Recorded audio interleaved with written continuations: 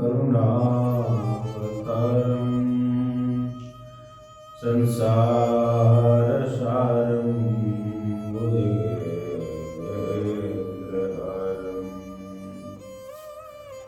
सदा वसन्तं हृदयारविन्दे भवं भवामि शैतं नमामि विश्वेशं माधवं वन्दे दण्डपाणिं च भैरवं वन्दे काशीं गुहां गङ्गां भवानीं मणिकर्णिकाम् वक्रतुण्डमहाकाय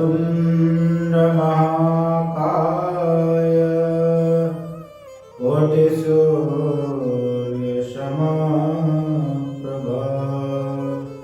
निर्विघ्नं कुरु मे देव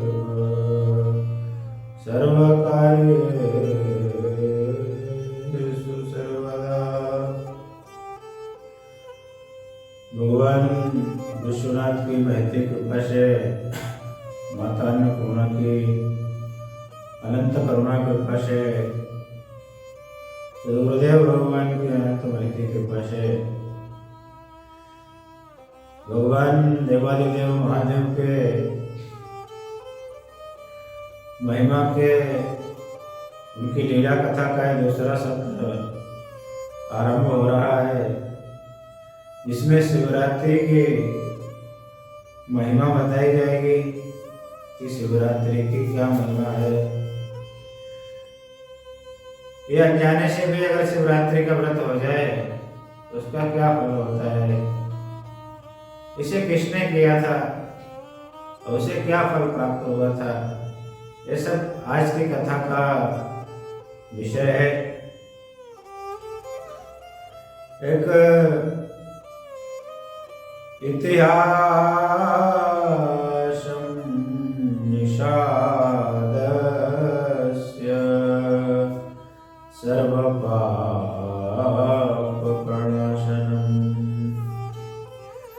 सूत जी कहते हैं, हे ऋषियों, ये जो मैं तुम्हें कथा सुनाने जा रहा हूँ, एक भील का, एक निषाद का ये कथा है और ये बड़ी पुरातन प्राचीन कथा है और सर्व पाप प्रणाशनम, सभी तरह के पापों को नाश करने वाली है। इसकी ऐसी महिमा है। इसी एक जंगल में गुरुद्रोह नाम का एक भील निवास करता था। इस भील ने जन्म से लेके और अभी तक कोई पुण्य कर्म किया ही नहीं था। सदैव क्रूर कर्म में ही, पाप कर्म में ही परायण रहता था। कुटुंबे कुटुंबे बलवान क्रूर क्रूर कर्म परायण। ये बड़ा बलवान भी था और क्रूर कर्म करने वाला था, क्योंकि पशुओं के, पक्षियों के सबकी हत्या करता रहता था, सबको मारने में लगा रहता था और बड़ा बलवान भी था। इस तरह अपने कुटुंब के साथ निवास करता था। नित्य निरंतर हमेशा ही मृगों को मारने के लिए, जंगली पशुओं को मारने के लिए जंगल में इधर उधर भ्रमण करता था, इतरता था और चोरी करने में तो बड़ा निपुण था। नाना प्रकार के हथकंडे चोरी करने के लिए जानता था। ये भी लिखा है, चौर्यं चाविविधं तत्र विविधम चौर्यम, नाना प्रकार की चोरी का ढंग जानता था, नाना तरह से चोरी करता था, बहुत ढंग से जो है। इसने जन्म से लेकर अभी तक कोई पुण्य नहीं किया था। बालाद आरभ्य, बाल माने बचपन से लेके और अभी तक की उम्र लगभग 50 साल का हो गया था, कोई भी इसने पुण्य कर्म नहीं किया था, सिर्फ पाप ही पाप किए थे। ऐसा इसका जीवन था। एक बार संयोग से शिवरात्रि का दिन आ गया, शिवरात्रि का उपवास आ गया, शिवरात्रि तिथि आ गई। लेकिन यह तो हमेशा मारकाट में ही लगा रहने वाला था, चोरी डकैती करने में ही लगा रहने वाला था। तो इसको क्या पता कि शिवरात्रि कब आ रही है और रामनवमी कब आ रही है, इसको कोई ज्ञान ही नहीं था। लेकिन उस दिन दैवात प्रारब्धवशात इसको कुछ भी खाने को नहीं मिला, कुछ खाने को इसके घर में था ही नहीं। इसके जो माता पिता थे और एक पत्नी थी, वो भी बेचारे भूख से व्याकुल थे, इसके माता पिता भी भूख से व्याकुल थे। उनको भी पता नहीं था कि आज शिवरात्रि है। उन्होंने इसको बुला के कहा, मुझे कुछ भोजन दो, हम लोग भूख से व्याकुल हो रहे हैं, सुबह से हम लोग भूखे हैं, अब हमसे भूख को सहन नहीं किया जाता, इसलिए हमको तत्काल भोजन ला के दो, कहीं से भी लाओ, कुछ भी करो, लेकिन हमको भोजन चाहिए। इसने तुरंत अपना वृद्ध ने अपना धनुष बाण उठाया और जंगल में चला गया।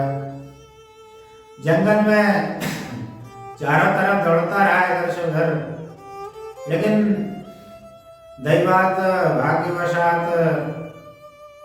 उस समय के फेर से इसको उस दिन कोई भी पशु नहीं मिला जिसका ये वध करके अपने घर ले जाता। सुबह से घूमते घूमते घूमते घूमते शाम हो गई, संध्या का समय हो गया शाम का, लेकिन इसे कोई भी पशु वन्य जीव मृग इत्यादि नहीं प्राप्त हुआ जिसका वध करके अपने घर ले जाता। अब इसके मन में आया कि मैं अगर बगैर किसी वन्य पशु का मांस लिए बगैर अगर गया अपने घर में, तो पत्नी हमसे कला करेगी कि तुम सुबह से घूमते रहे, कुछ लाएंगे नहीं। हमारे माता पिता भी हमसे कला करेंगे, हमको डांटेंगे, इसलिए कुछ ना कुछ लेके जाना ही उचित है, खाली हाथ जाना ऐसे उचित नहीं है। इसकी दृष्टि में एक पास में तालाब था, उस पर पड़ी। जब तालाब की तरफ इसने देखा तो इसके मन में आया कि यहाँ जो एक बिल्व पत्र का पेड़ है, इसके ऊपर यदि मैं चढ़ के बैठ जाऊं तो यहाँ कोई ना कोई तालाब है, शाम का समय है, शाम की संध्या का समय है, कोई ना कोई पशु मृग जरूर आएगा यहाँ पानी पीने के लिए, जल पीने के लिए। मैं उसे मार डालूंगा और अपने घर ले जाऊंगा। इसके मन में ऐसा विचार आया। इसके पास में एक पात्र था, जल पात्र। इसने उस तालाब से जल भर लिया और जाके उस बेल पत्र के पेड़ में, बड़ा विशाल काय बेल पत्र था, उस बिल्व वृक्ष में जाके छुप के बैठ गया। लेकिन इसको पता नहीं था कि उस बिल्व वृक्ष के नीचे एक शिवलिंग भी था, जो कि उस समय इसकी दृष्टि उस पर नहीं पड़ी, क्योंकि यह तो इस प्राक में था कि कोई वन्य पशु आए तो हम उसका वध करें। तो जल्दी जाके छुप के बैठ गया। तो इसके शिवलिंग के ऊपर दृष्टि नहीं पड़ी कि यहाँ नीचे शिवलिंग भी है, और पशु पे राह देखने लगा, कोई पशु आए तो मैं मारूं उसको।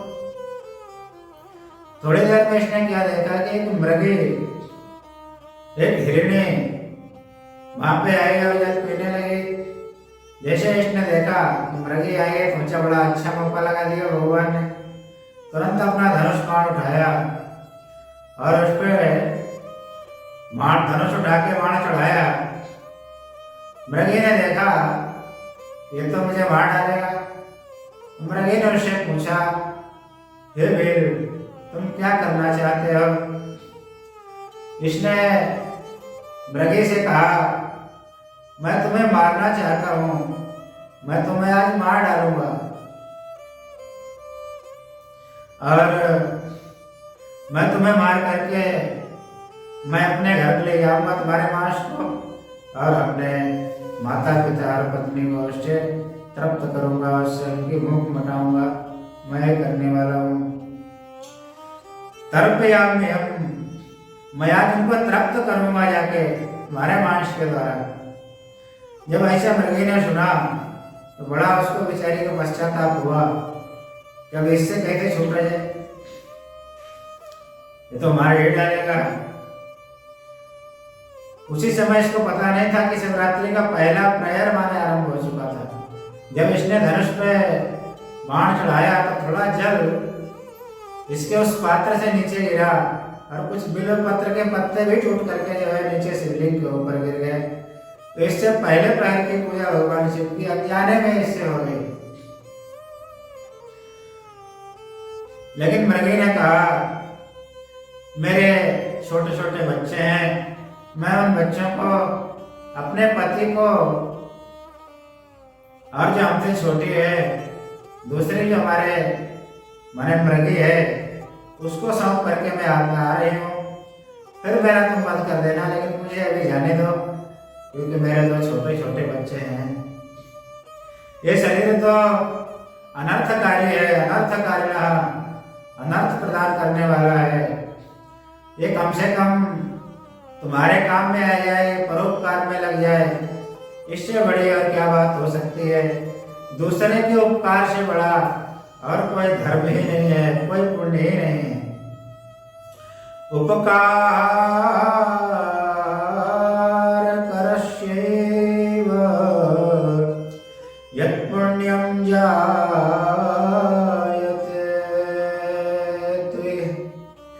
तत्पुण्यं शक्यते नैव भक्तुं वर्षशतैरपि।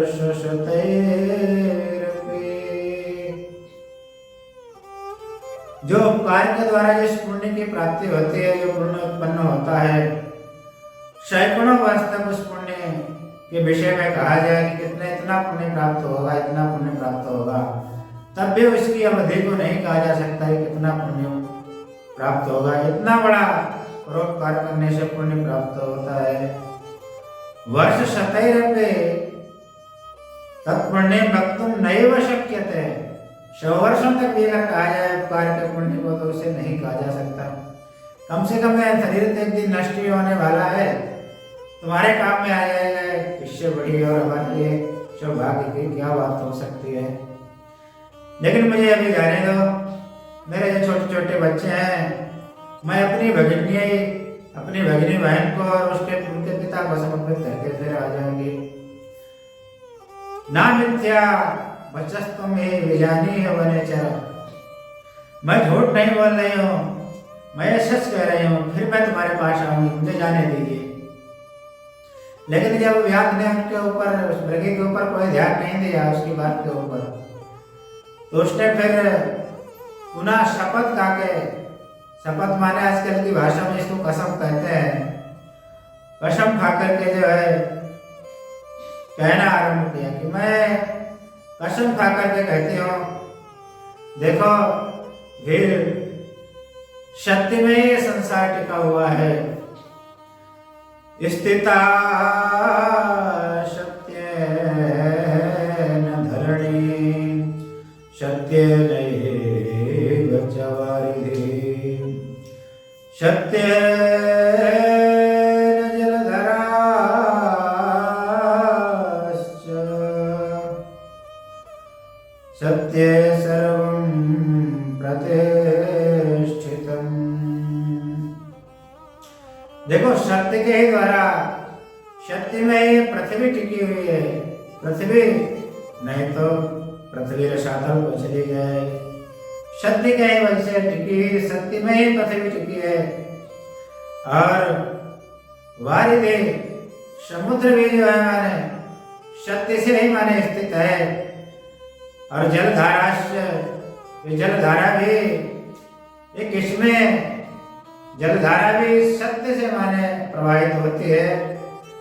सर्ते सर्वम प्रतिष्ठितम, हे वेल, ये समग्र ब्रह्मांड है, जो कुछ भी है वो सब कुछ सत्य में ही प्रतिष्ठित है, सब सत्य से ही टिका हुआ है। इसीलिए मैं सत्य कहती हूँ। मैं फिर आऊंगी तुम्हारे पास, मुझे जाने दीजिए। मैं ऐसा शपथ खा के कहती हूँ, आगच्छेयम तथा तेना समीपम स्वगृहागता, मैं फिर तुम्हारे पास आऊंगी, मैं सब कहती हूँ। अब मैं जब उसको तब भी वेद को विश्वास नहीं हुआ तो उसने कसम खा के बोलना शुरू किया। ब्राह्मणों वेद विक्रेता संध्याहीन स्त्रीकालकम, स्त्रिया स्वामिनो यज्ञा समूल्यं क्रियान्विता। ब्राह्मणों वेद विक्रेता, जो वेदों को बेचने वाले ब्राह्मण हैं, उनको जिस पाप को प्राप्ति होती है, जो पाप लगते हैं, यदि मैं ना तो मुझे वो पाप लगे। ब्राह्मण वेद नहीं बेच सकते, इसका बड़ा पाप बताया गया है शास्त्र में। वेद बेचना क्या है? पैसा लेके विद्यार्थियों से पढ़ाना, सीधा पैसा लेके विद्यार्थियों से पढ़ाना, यही वेद विक्रय है। कथाएं लोग तय करते हैं, पहले पैसा तय कर लेते हैं, इतने पैसा में कथा करते हैं, ये शास्त्र विक्रय है, इससे बड़ा पाप लगता है, नहीं करना चाहिए।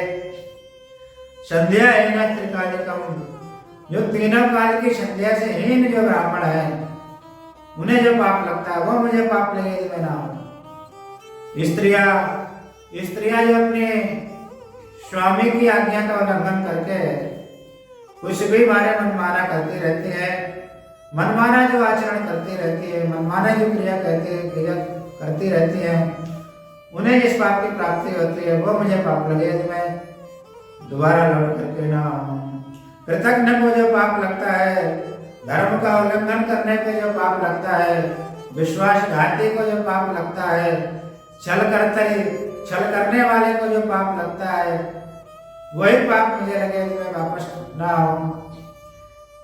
जब इस तरह के मृगी ने कहा तो वेद के मन में आया कि बहुत शपथ खा रही है, दोबारा लौट करके आएगी लगता है। उसने कह दिया ठीक है जाओ, लेकिन आ जाना। मृगी वहां से चली गई। अब इतने में दूसरे प्रहर का काल आरंभ हो गया था, शिवरात्रि का, भगवान की पूजा का। उसमें क्या हुआ कि ये तो दूसरे रास्ते से गई और इसकी छोटी बहन थी, वो तब तक जल पीने के लिए आ गई। तो इसने फिर देखा कि मृगी आई हुई दूसरी, तो इसे मारा जाए। फिर जैसे बाण इसने चढ़ाया धनुष पे, थोड़ा सा जल फिर इसके पात्र से गिरा और 2-4 बिलो पत्थर टूट के भगवान शिव के ऊपर फिर गिर गए, जो है जो नीचे शिवलिंग था उस वृक्ष के नीचे। तो इससे दूसरे पैर की भी पूजा हो गई। जब उस मृगी ने देखा, दूसरी मृगी ने, कि वो तो मुझे मार डालना चाहता है, तो उसने भी यही पूछा, कह रहे तुम ये क्या कर रहे हो, क्या करना चाहते हो? फिर इसने वही कहा कि मैं तुम्हें मार डालूंगा और तुम्हारा जो मांस है उससे अपने माता पिता और पत्नी को जाकर तप्त करूंगा, उनकी मैं क्षुधा मिटाऊंगा। तो इस मृगी ने भी ये कहा कि मेरे बच्चे हैं, मैं उनको अपने स्वामी को समर्पित करके आती हूँ, उन्हें सौंप करके आती हूँ, फिर तुम मुझे मार डालना भले ही, मैं दोबारा आऊंगी। जब इसने उसकी बात को कोई ध्यान नहीं दिया तो इस मृगी ने भी फिर शपथ खा के कहा। क्या शपथ खाई? भगवान नारायण की शपथ सबसे पहले खाई। अरे शपथम, मैं भगवान नारायण की कसम खा के शपथ लेके ऐसा कहती हूँ क्या? देखो मैं देख, जो अपनी बात कह के जो पूरा नहीं करते हैं, बात से जो मुकर जाते हैं, उनके सारे सुकृत नष्ट हो जाते हैं। यहाँ ये लिखा हुआ है, वाचा विचरितो यस्तु सुकृतम तेन हरितम। जो अपनी वाणी से विचलित हो जाते हैं, कह करके जो अपनी बात को पूरा नहीं करते हैं, टालम टोल करते हैं या करते ही नहीं है। तेन सुकृतम मारितम, उनके सब सुकृत हरण हो जाते हैं, सब सुकृत हमारे पुण्य सब नष्ट हो जाते हैं। इसलिए मैं अवश्य आऊंगी, क्योंकि मैंने तुम्हें वचन दिया है, मैं इसे पूरा करूंगी। मैं ये कसम खा के कहती हूँ, परिणीताम स्त्रियाम हित्वा, जो अपनी पाणिक रहिता पत्नी को त्याग करके दूसरी किसी स्त्री के साथ प्रवृत्त होता है, उसे जो पाप लगता है। और वेद धर्म समूलिंग है, वेद ने जो धर्म बताया है ब्राह्मण क्षत्रिय वैश्य शूद्र के लिए, उसको छोड़ करके जो मना कल्पित आचार जो कहते हैं करते हैं कि मन में आया सो करने लगे, किसी को उसको धर्म मान लिया, उन्हें इस पाप की प्राप्ति होती है। वो मुझे पाप लगे तो मैं ना आऊं। विष्णु भक्ति समायुक्ता शिवनंदाम करोति, विष्णु भक्त होकर के वैष्णव होकर के जो भगवान शिव की निंदा करता है, उसे जिस पाप की प्राप्ति होती है, जो पाप लगता है, वो मुझे पाप लगे। वे पितृ छया छया छया आशाते सुने चैवा क्रमेदय, माता पिता का जो छया हमारे उनका जो शरीर पूरे होने का जो समय आता है, वो तिथि आती है, इसको श्राद्ध करना चाहिए, ऐसा नियम है। जो श्राद्ध आदि नहीं करते उन्हें इस वो पाप की प्राप्ति होती है, कृतज्ञ को इस पाप की प्राप्ति होती है, वो मुझे पाप लगे। जब मृगी ने कहा तो भील ने कहा, ठीक है जाओ तुम, लेकिन आ जाना, मैं तुम्हारी बात पे विश्वास कर ले रहा हूँ, तुमने बहुत शपथ खाई है, इसलिए वो मृगी भी चली गई। इतने में क्या हुआ कि तीसरे प्रहर जो था भगवान शिव के पूजा का वो आरंभ हो गया। इसमें जो इन दोनों मृगियों का जो स्वामी था, जो मृग था, उसको भी प्यास लगी थी। तीसरे प्रहर में बेचारा वो पानी को पीने के लिए आया। इसने फिर वैसे ही किया, धनुष उठाया, बाण चढ़ाया, उसको मारने के लिए खींचा जैसे, तो फिर कुछ जल भगवान शिवलिंग के ऊपर गिर गया और कुछ 2-4 पत्ते भी टूट के ऊपर गिर गए। इससे फिर तीसरे प्रहर की भगवान शिव की पूजा हो गई। इसको कुछ पता नहीं कि पूजा हो रहा है, क्या हो रहा है, ये तो मारने में लगा हुआ है, लेकिन अनजाने में ये सब कुछ हो रहा है। दैवात जब हिरण ने देखा कि तो मुझे मार ही डालेगा, हिरण ने भी वही कहा, करे तुम्हें क्या करना चाहते हो।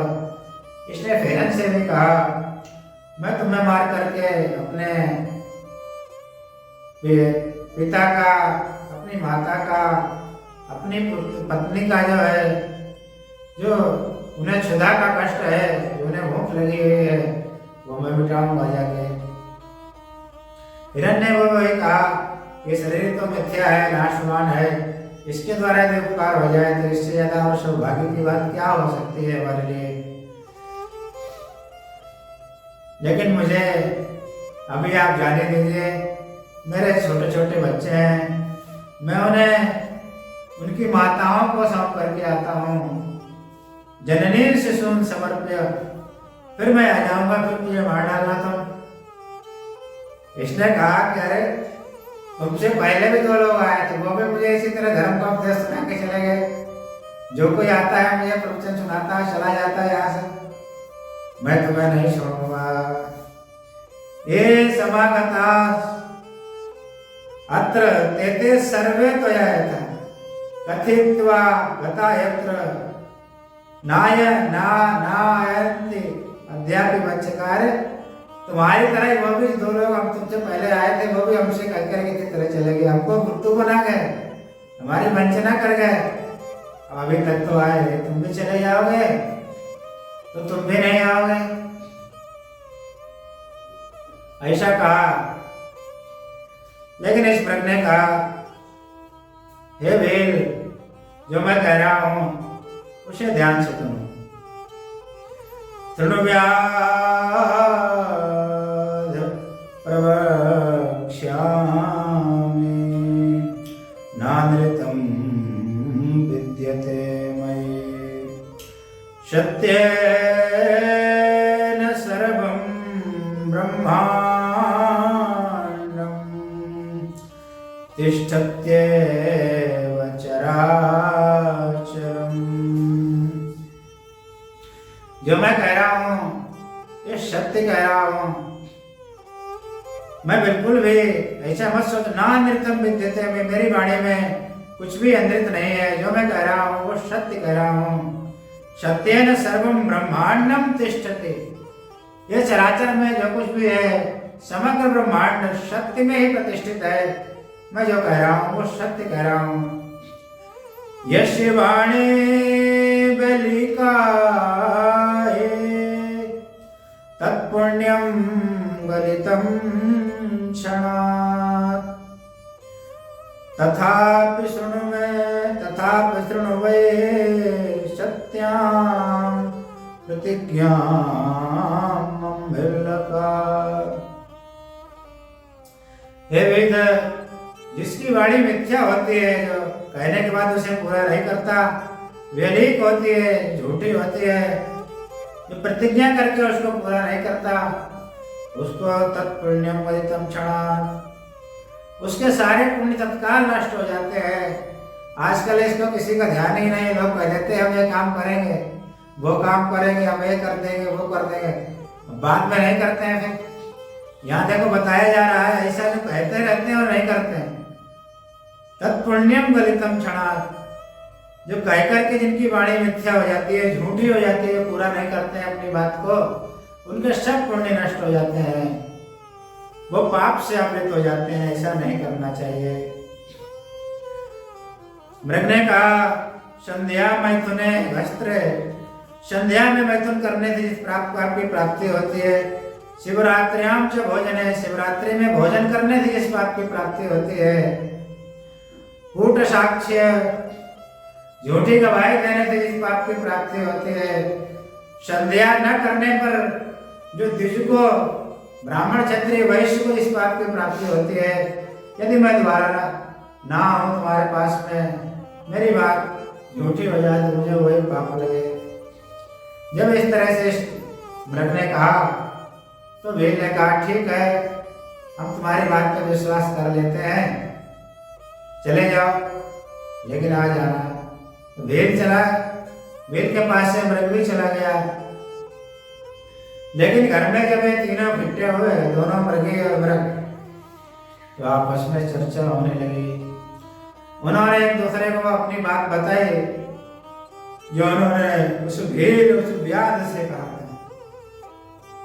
तो वो तीनों की एक जैसी ही बात थी, तीनों को ही भील के पास में जाना था। तीनों ने विचार किया कि हमको जाना चाहिए। सबसे पहले जो है भील ने कहा कि हम जाएंगे, तुम दोनों इन मृगों की, जो हमारे छोटे छोटे बच्चे हैं, इनकी माँ हो, इसलिए तुम इनके पास में रहो और मैं पहले जाऊंगा। लेकिन जो बड़ी मृगी थी उसने कहा नहीं, त्वां विना बालका यत्र कथम स्थास्यन्ति वै मृगा। देखो तुम्हारे बगैर मैं जाऊंगी, क्योंकि मैं चली जाऊंगी, मैं सबसे बड़ी हूँ, मुझसे छोटी है मेरी बहन, तुम्हारे पास रहेगी तुम्हारी सेवा में, ये बच्चों का भी पालन पोषण करती रहेगी। और मेरे चले जाने से इनकी छोटी बहन है मेरी, वो माता के रूप में इनको प्राप्त रहेगी और पिता के रूप में आप प्राप्त रहेंगे इनको। तो ये बच्चे दुखी नहीं होंगे, हमारा परिवार चलता रहेगा अच्छे से, इसलिए मैं जाऊंगी। और दूसरी बात है कि सबसे पहले मैंने ही प्रतिज्ञा किया था, मैं ही जल पीने के लिए गई थी भील के पास में कि मैं दोबारा आऊंगी, तो मेरा ही जाना उचित है। जब बड़ी मृगी ने ऐसा कहा, हिरणी ने कहा, छोटी मृगी कहने लगी नहीं नहीं बहन, दीदी मैं पहले जाऊंगी, क्योंकि मेरा छोटे का एक अनिष्ट का एक धर्म है, छोटों का एक धर्म है कि वो बड़ों की सेवा करें। मैं छोटी हूँ सब में, इसलिए मैं जाऊंगी और इस सेवा को मैं करूंगी सबसे पहले जो है। जब दोनों की इस बात को बेचारे हिरण ने सुना, हिरण ने कहा नहीं, भवत्यो तिष्ठतां चात्र मातृता शिशुरक्षणम। अरे भाई, बगैर माता के बच्चे नहीं रह सकते, बच्चे छोटे छोटे हैं अभी हमारे, इसलिए तुम दोनों यहीं रहो। मृग ने कहा बच्चों के पास रहो, बच्चों का पालन पोषण करना, और मैं जाता हूँ, मैं इस अपने शरीर को उस व्याध को समर्पित कर देता हूँ, तुम तीन दोनों यहीं रहो, बच्चों का पालन पोषण करो। लेकिन वो दोनों हिरनियां बोली भाई भाई धब्बे जीवितम धिकम, अरे तुम्हारे चले जाने पर तो हम दोनों विधवा हो जाएंगी, वैधव्य का जीवन को तो धिक्कार है, विधवा का जीवन को धिक्कार है, इसलिए हम तुम्हारे साथ ही चलेंगी, हम तुम्हारे बगैर जीवित नहीं रह सकती। दोनों बेचारी विलाप करने लगी। अब वो भी उस हिरण के पीछे पीछे चल दें। जब हिरणों को जाते हुए, अपनी माताओं को जाते हुए उनके छोटे छोटे शावकों ने देखा, बच्चों ने देखा, बेचारे तो बच्चे भी उनके पीछे पीछे भाग खड़े हुए अपने माता पिता के पीछे, उनसे भी नहीं रहा गया। ये पूरे परिवार के सहित सकुटुंब पूरा मृग परिवार उस व्याध के पास में गया। जब व्याध ने देखा तो पहले तो उसे बड़ी प्रसन्नता हुई मन में, और उसने जैसे ही उनको मारने के लिए बाण चढ़ाया, उनको मार डालता हूं, ये तो सारे के सारे इकट्ठे होके आ गए और बच्चे और उनके साथ में आए। आज खूब मांस प्राप्त हो गया। तो उस समय चौथा पहर भगवान की पूजा का आरंभ हो चुका था। तो उससे फिर थोड़ा जल गिरा शिवलिंग के ऊपर, और 2-4 जल बिल्वपत्र के पत्ते टूट करके गिर गए थे। चौथे प्रहर के लिए इससे पूजा हो गई। इसे पता नहीं पूजा हो रही क्या हो रहा है, तो वध करने में लगा हुआ है। चौथे प्रहर की जब पूजा हो गई, हिरणों ने कहा अस्माकं सार्थकं देहं कुरु त्वं हे कृपां कुरु।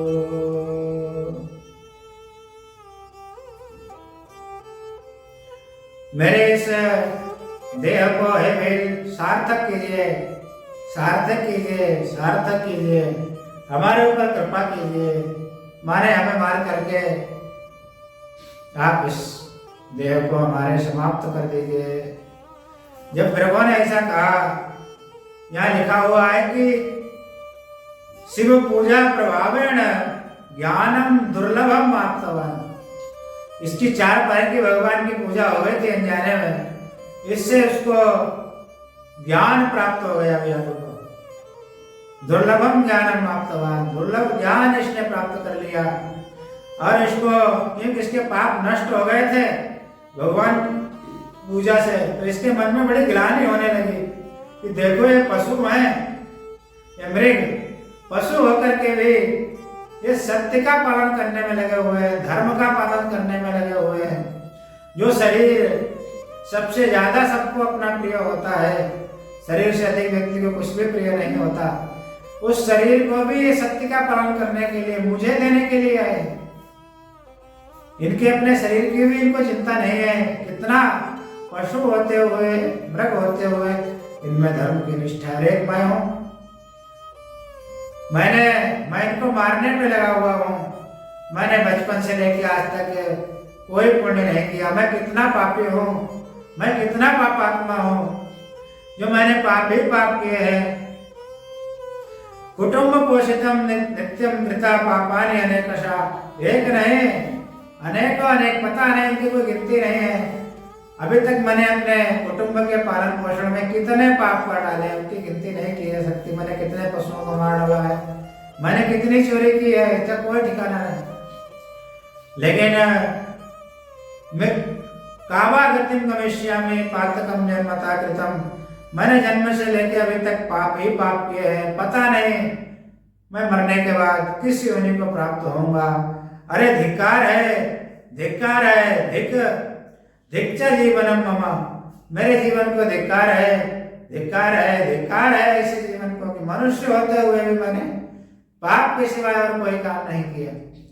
इन्हें मेरे से धन्य, मेरे से उत्तम तो इन पशुओं का जीवन है जो बेचारे धर्म के पालन में लगे हुए हैं। ऐसा उसके मन में आया और उसने अपने धनुष से बाण को उतार लिया और उन मृगों को अभय दान दे दिया। जब इसने अभय दान दिया उन मृगों को, तो भगवान दया से अत्यंत भगवान शिव प्रसन्न होते हैं। जो जीवों पे दया करते हैं उनसे भगवान शिव अत्यंत शीघ्र ही कृपा करते हैं। भगवान शिव तत्काल वहां प्रकट हो गए और प्रकट होकर के इसके सर पे हाथ फिराने लगे। भगवान प्रसन्न होकर के इतने प्रसन्न हुए भगवान शिव कि इसके सर पे धीरे धीरे हाथ फिराने लगे। संप्रस्य कृपया संभो तम व्याधम प्रीतितो ब्रवीत वरं ब्रूहि प्रसन्नोऽस्मि व्रतेनानेन विल्लका। अरे भील, संप्रस्य कृपया संभो, भगवान देवादिदेव महादेव ने बड़ी कृपा पूर्वक, बड़े प्रेम पूर्वक उसको संप्रश्य, उसका स्पर्श किया, उस पे सर पे हाथ फिराया, जिससे उसके सारे जो थोड़े बहुत पाप बचे थे वो भी सब नष्ट हो गए। और बड़ा प्रसन्नता पूर्वक भगवान ने, प्रीति तो गुस्सा होकर है, बड़े प्रसन्न, बड़े आनंद थे। भगवान ने मुस्कुराते हुए कहा, वरं ब्रूहि, मुझसे वर मांगिए, प्रसन्नोस्मि, मैं बहुत प्रसन्न हूं तुमसे, मांगो क्या मांगना चाहते हो, जो भी मुझसे मांगोगे मैं तुम्हें आज दूंगा। और भगवान ने प्रसन्न होकर के इसे गुह नाम दे दिया, गुह नाम से बुलाया, हे गुह, मांगो क्या मांगना चाहते हो। जब इसने कुछ भी नहीं मांगा, ये तो देख करके बेचारा हक्का बक्का हो गया, मैं तो पापी हूं, भगवान शिव मेरे सामने कैसे प्रकट हो गए। इसके कुछ भी समझ में नहीं आया। भगवान शिव को देख करके तुरंत बेचारा भगवान शिव के चरणों में गिर पड़ा। जो है चरणों में गिर के जो भगवान के चरणों को पकड़ करके जो है रोने लगा, अश्रुपात करने लगा, कुछ भी वरदान नहीं मांग पाया बेचारा, रोने लगा। उसके मन में ग्लानि हो रही थी कि मैं कितना पापी हूं, लेकिन फिर भी भगवान देवादिदेव महादेव ने, ये कितने कृपालु हैं, भगवान आशुतोष जो मुझे साक्षात दर्शन दे रहे हैं, दर्शन ही नहीं मेरे सर पे हाथ भी फिरा रहे हैं, मुझे तरफ देख करके मुस्कुरा रहे हैं।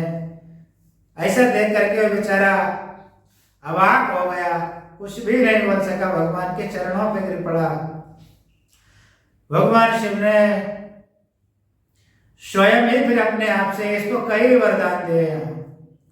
भगवान ने कहा, जाओ तुम श्रृंगवेरपुर में, जो अयोध्या के समीप में है, जाओ तुम अपनी वहां राजधानी बनाओ हे गुह, और वहां तुम गुह परिवार के, माने निषादों के, निषाद वंश के थे, निषादों के राजा हो गए, निषाद राज कहलाओगे। राजधानी समाश्रित श्रृंगवेरपुरे परम, और श्लाघनीया सुरैरपि अपनाया वंश वृद्धि, तुम्हारे वंश की वृद्धि ऐसी होगी जिसे देवता भी देख करके तुमसे श्लाघा करेंगे कि इनकी वंश वृद्धि ऐसी इतनी कैसे हो गई। और देखो, गृहे रामस्तव व्याध समायास्यति निश्चितम् करिष्यति त्वया मैत्रे मदभक्तिस्नेहकारका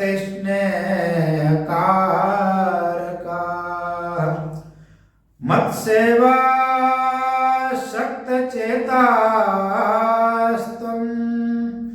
मुक्तिं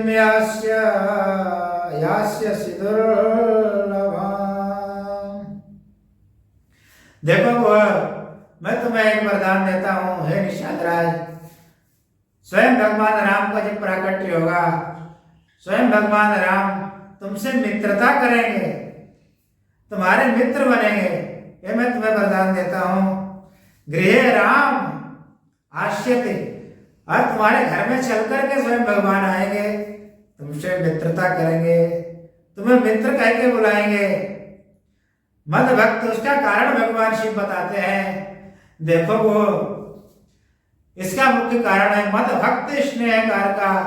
मेरे जो भक्त होते हैं, मेरे भक्तों से भगवान राम अत्यंत प्रेम करते हैं।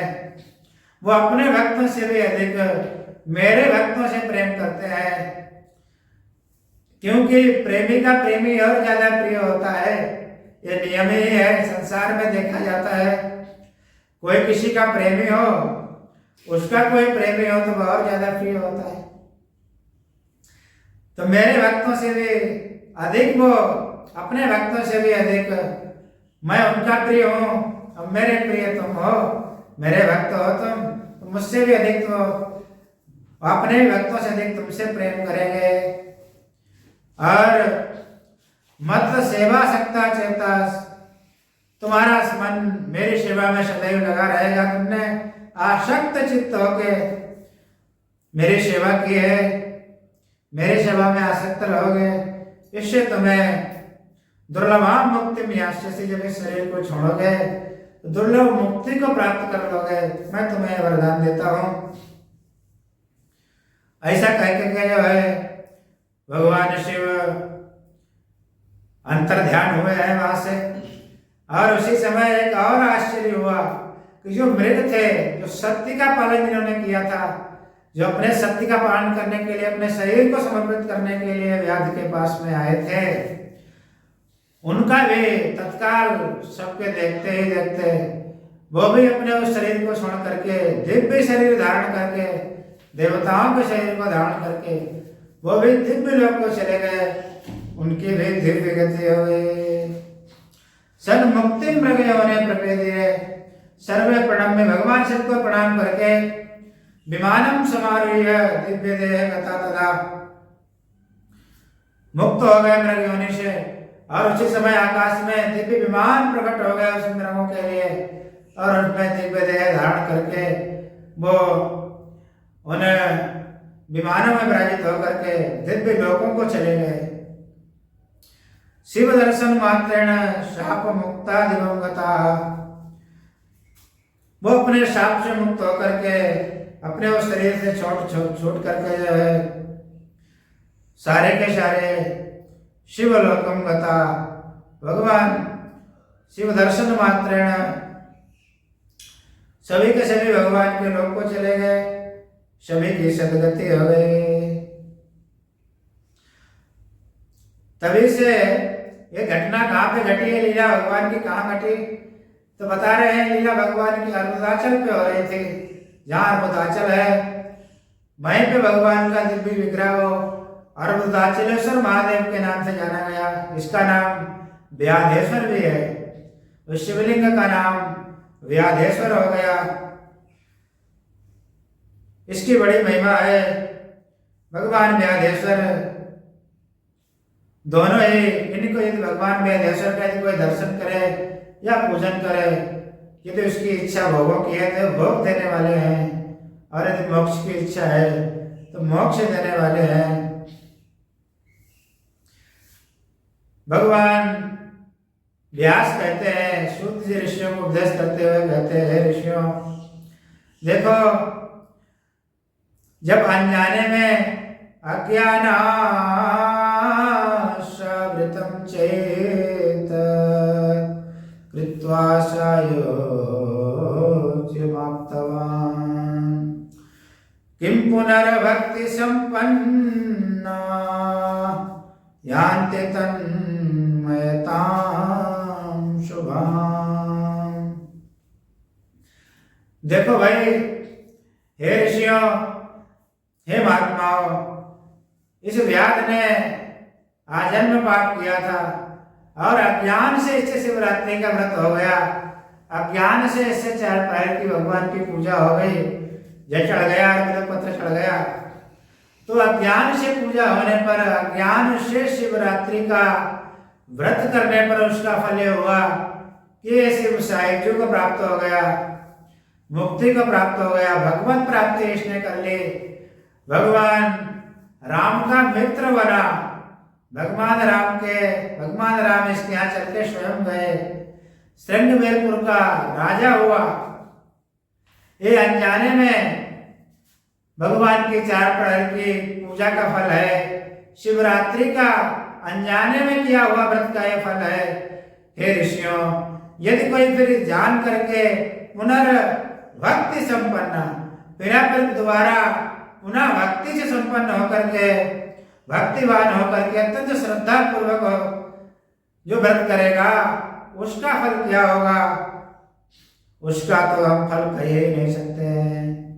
जब अनजाने से करने पर यह फल उसको प्राप्त हुआ, तो ज्ञान से और श्रद्धा से करने पर किस फल की प्राप्ति होगी, वो तो हम कहने में हमारी सामर्थ्य ही नहीं है, हम में इतना ज्ञान ही नहीं है, हम में इतनी शक्ति ही नहीं है जो हम उस फल को कह सके, जो जान करके श्रद्धा से करने पर प्राप्त होगा। विचारे सर्वशास्त्राणी, मैं सभी शास्त्रों का विचार करने के बाद भली भांति ये कहता हूं कि शिवरात्रि के व्रत के समान दूसरा कोई पुण्य ही नहीं है, दूसरा कोई धर्माचरण ही नहीं है। व्रतानि विविधानि अन्यत्र, नाना प्रकार के व्रत, नाना प्रकार के तीर्थों का सेवन, नाना प्रकार की तपस्याएं, नाना प्रकार की जो है तपस्या माने व्रतादि, नाना प्रकार के और भी जो धर्माचरण बताए गए हैं, यज्ञ आदि, वो भी इस शिवरात्रि के व्रत के फल की जो है समानता नहीं कर सकते। संसार के सारे जो धर्मों के फल हैं, वो भी एक साथ मिलकर के भी इस शिवरात्रि के व्रत के फल का माने बराबरी नहीं कर सकते, इसकी समता नहीं कर सकते। इसकी इतनी महिमा है कि हम अनंत काल तक कहते रहे, लेकिन फिर भी नहीं कह सकते हैं। नैते न शमतां यान्ति शिवरात्रि व्रतेन च, नैते न शमतां यान्ति, कोई भी जितने भी धर्माचरण बताए गए हैं, कोई भी धर्माचरण, कोई भी पुण्य, कोई भी क्रिया, कोई भी तीर्थाटन, कोई किसी भी तरह का नाना प्रकार का जप आराधन, कोई भी शिवरात्रि के व्रत की समानता नहीं कर सकता। शिवरात्रि व्रतम दिव्यम भुक्ति मुक्ति प्रदम सदा, ये बड़ा दिव्य व्रत है। यदि कोई सांसारिक वासनाएं रखता है कि मेरा अमुक कार्य हो जाए, हो जाए, वो हो जाए, यदि भोग की से इच्छा है तो भोग प्राप्त हो जाता है। मुक्ति प्रदम, यदि कोई मोक्ष की इच्छा रखता है तो उसे मोक्ष प्राप्त हो जाता है। व्रत भगवान देवादिदेव महादेव का मोक्ष देने वाला भी है और भोग देने वाला भी है, इसलिए शिवरात्रि की अनुपम महिमा है। इसलिए आप लोग शिवरात्रि का व्रत अवश्य करें, 4 प्रहर का। इसीलिए कथा शिवरात्रि से पहले सुनाई जा रही है। भगवान देवादिदेव की इस लीला कथा को, उनकी इस महिमा को, शिवरात्रि की इस महिमा को भगवान विश्वनाथ के चरणों में, भगवान देवादिदेव महादेव के चरणों में, माता अन्नपूर्णा के चरणों में, सदगुरुदेव भगवान के चरणों में समर्पित करते हैं और अपनी वाणी को यही विराम देते हैं। हर हर